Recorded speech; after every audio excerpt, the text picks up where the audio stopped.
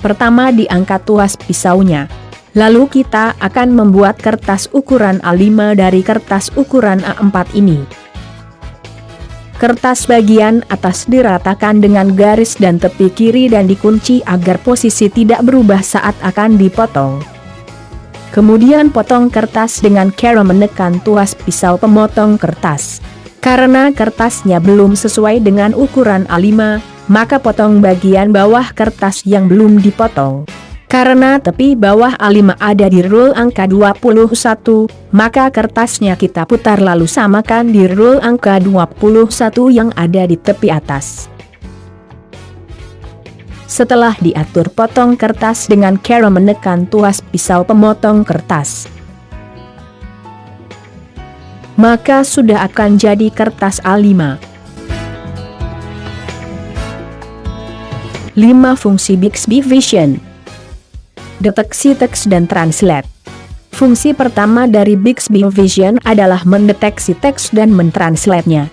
Caranya hanyalah mengarahkan kamera ke teks yang ingin ditranslate.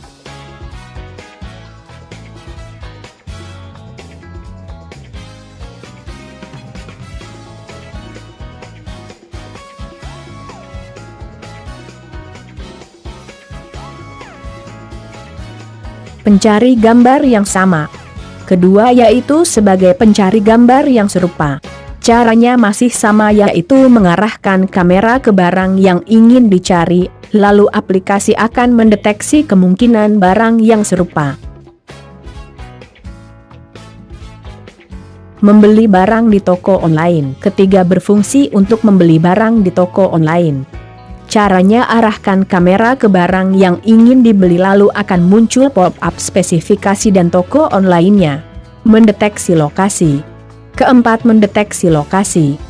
Caranya arahkan kamera ke bawah maka akan langsung mendeteksi lokasi sekarang dengan pop-up Google Maps. Scan QR Code. Terakhir adalah scan QR Code. Setelah mengarahkan kamera ke QR Code maka Bixby akan menganalisis dan mengarahkan kemana QR Code itu terhubung.